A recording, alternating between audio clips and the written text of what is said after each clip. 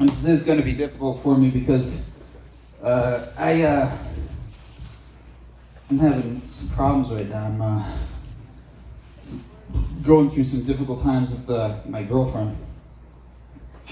You know, at the beginning of a relationship, when like you can't keep your hands off each other, you know, you're constantly, you go out all the time. Everywhere you go, it's like it's an adventure. You go to the grocery store, it's like an adventure, you know. You're constantly getting to know each other. That stuff's not happening anymore. We don't go out.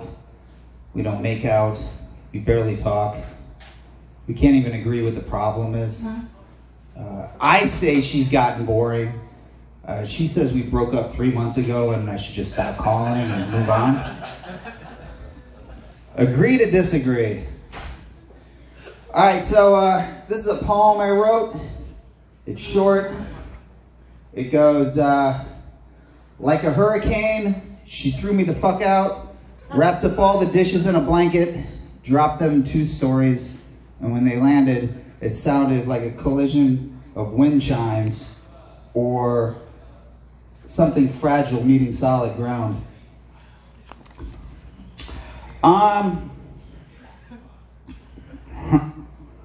This guy once gave me advice about women. He goes, don't try, you know? Women like it when it seems like you don't care, you know?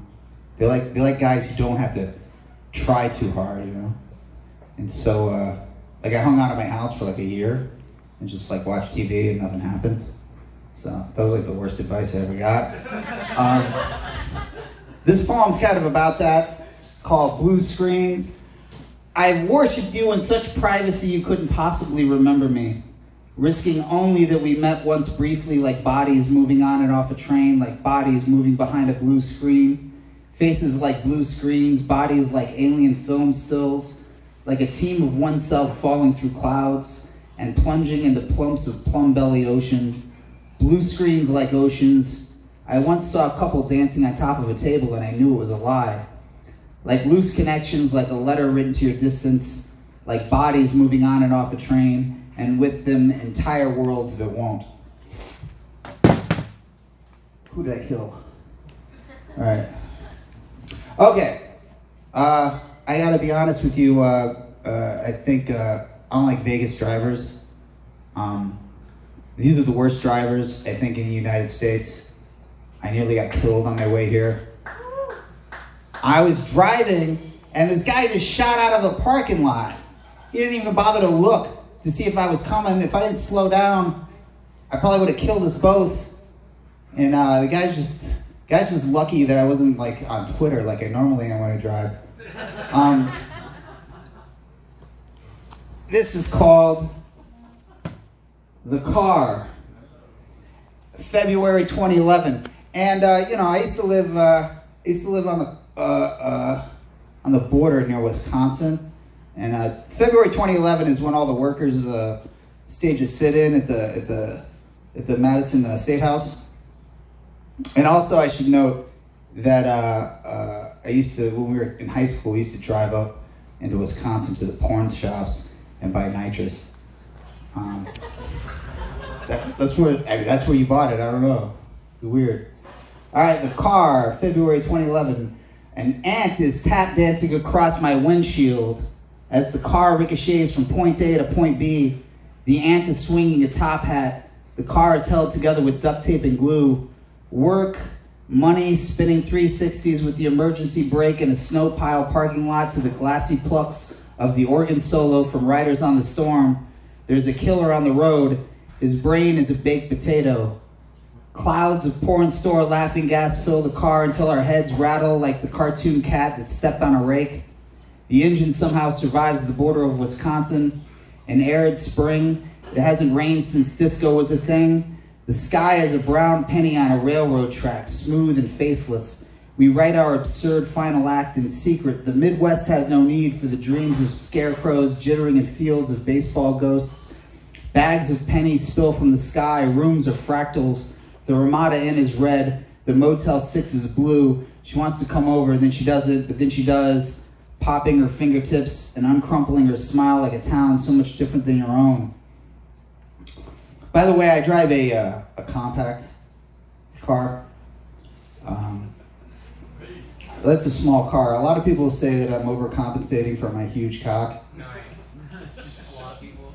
That was tasteless. I'm sorry. That was wrong. That's a lowbrow dick joke. I'm gonna give you guys. I'm not gonna do that again. Instead, I'm gonna give you guys I'm gonna give you a highbrow dick joke. This is like this is a dick joke for biology classes. You could tell this joke at if you ever take anatomy and physiology. You tell this joke. It'll kill. A lot of people get my dick and balls confused when there's a vast difference between them. The vas deferens is a little tube that goes from your testes to your dong. All right, it's like a canal. I love dropping knowledge on the young kids, you know. Completely unsolicited knowledge, usually. Yeah. Like dude, you won't be surprised how many people don't even know that Whoopi Goldberg made action movies in the 80s. It's unbelievable. Here's another one. You guys ever heard of parachute pants? Yeah. A lot of people get parachute pants confused with genie pants. Those are the Hammer Time era. I'm talking about the Electric Boogaloo era. So parachute pants were these pants that were made out of parachutes. And, they had all kinds of zippers on them and stuff, and pockets. And, if you were like in the know, if you were one of the hip kids, you call them soup pants. Because what you do is you go to the Sizzler Steakhouse and you like ladle soup into one of these like leak-proof soup pockets on your parachute pants. And then the next day at school, like when the teacher's not looking, you unzip your soup pocket and you pour some goldfish crackers in there, and you just like scoop up soup. This is a real thing, I'm serious. And all across America, it's hard to believe, but all across America, this is so popular, there were just kids in high schools all over America just walking down the hallway with their pants bulging with soup. And people would be like, yo, what kind of soup you got in those soup pants? Be like, French onion. That's like a cooler soup. Okay. It's French onion, because it's exotic, like, Manhattan clam chowder. Shit like that. Poetry is like a religion. We lost our freedom when we left our prison. We lost our freedom when the Holy Ghost left. Dreamboat eyes with an evil necklace. The atheist says my poems are a con, a put upon the pit boss. The whole lot of them are pissed off, pacified by pork injections, glowing like a campfire wrapped in chicken wire. Fast food workers collect change from the floor of the drive-thru on their way home. A sleeping dog dreaming of a sleeping dog dreaming. You need structure in your life. Your head lies above a funeral parlor. A lead-heavy head hallucinates, eyes like apples bobbing in a barrel. God is cat spelled backwards. 2 dogs had me cornered on my way home from work. I swung my briefcase and yelled until they left. I felt the air move that time. That briefcase was filled with old poems, and that's like a metaphor for something. That line, God is cat spelled backwards. That's like, have you ever gotten stoned with somebody who would just say weird shit and you don't know if it's like the deepest thing you've ever heard or the dumbest thing you've ever heard? Oh my God. So like, I'm getting stoned with this guy and he goes, God is cat spelled backwards. And I fucking like pondered that shit for like a week, and then I found out later the guy was illiterate, which is sad.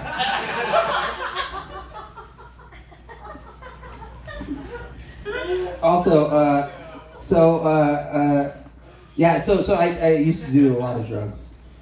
Sometimes like I'll like complain about Chipotle's, and I'll be like at a party and I'll be like, dude, Chipotle is like, if you go there and they don't have cheese, then the taco's ruined.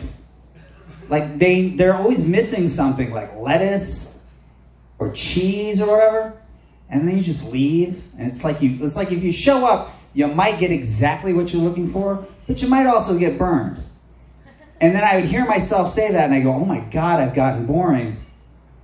As a person, as a human being, I've gotten boring. And then I figured out later, oh, I've probably always been boring. It's just before I used to have the same complaints about heroin. And by the way, I don't recommend heroin to anyone who isn't ready to live in a world of clouds and dreams. No, people shit on heroin. It is bad. You shouldn't do it. But it's not one of those gateway drugs, you know what I mean? Like, it doesn't, like, no one ever accused heroin of ever, like, leading to harder stuff, you know what I mean?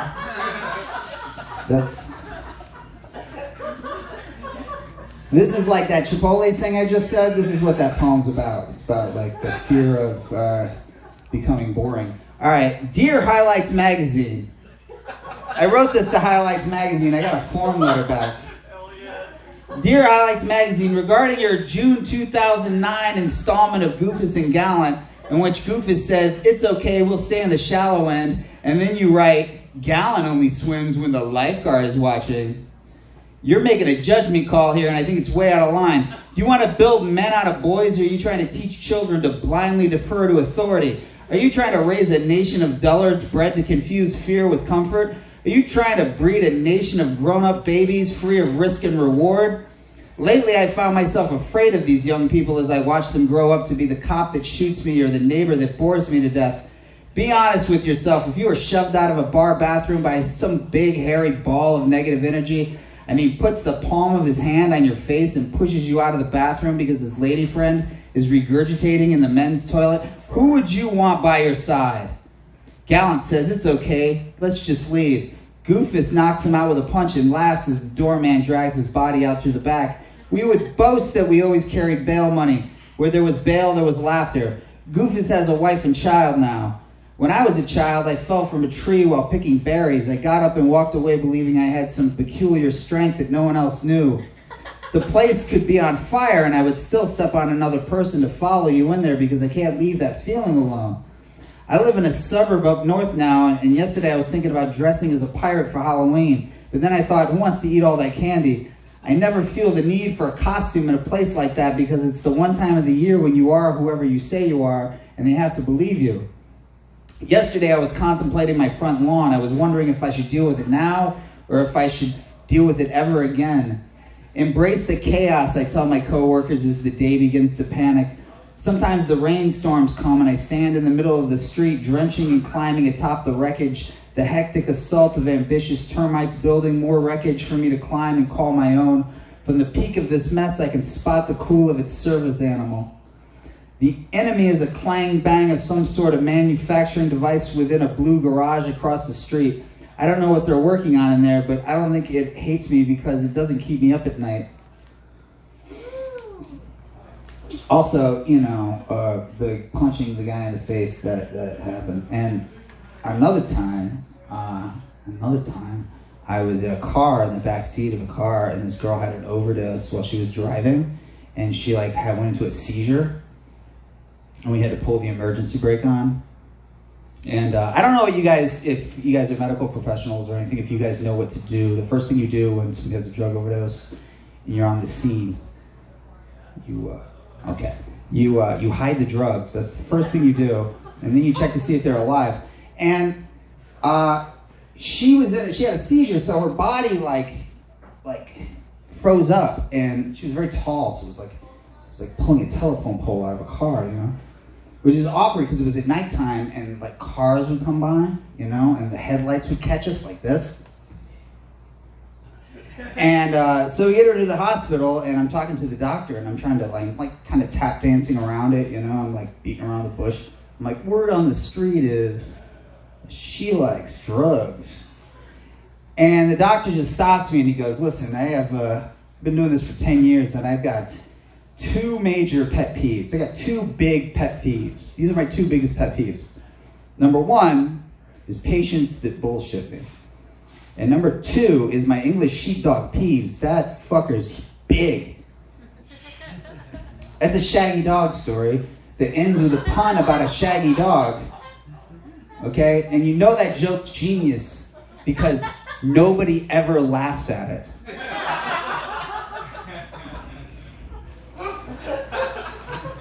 Alright, this is called Vertigo.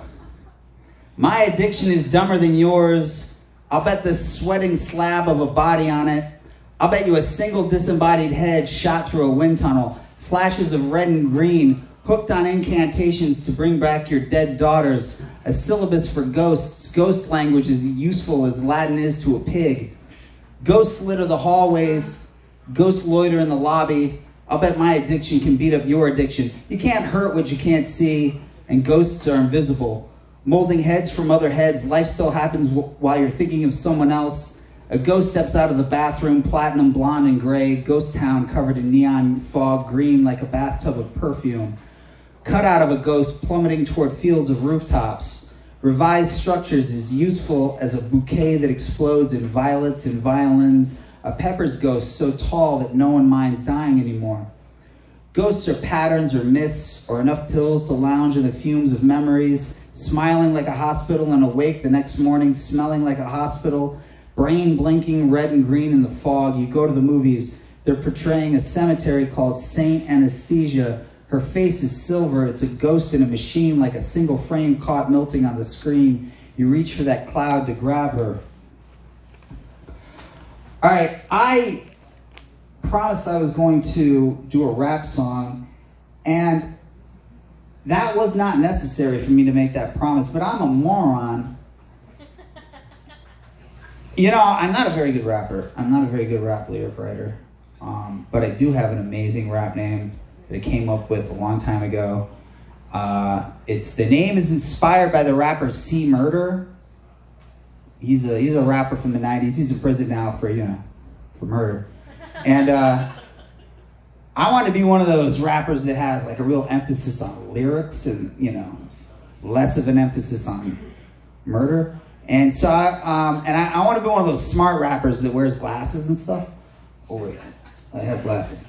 All right, and so I'm going to call myself C Word. Nice. That's my rap name. C Word. All right, here it goes. I'm Poop Master Poop, and here's the scoop. I made a poop in your chicken soup. I pooped on your wife. I pooped on your kids. I even pooped on your funky eyelids. I'm playing with my poop. I'm just playing with my poop.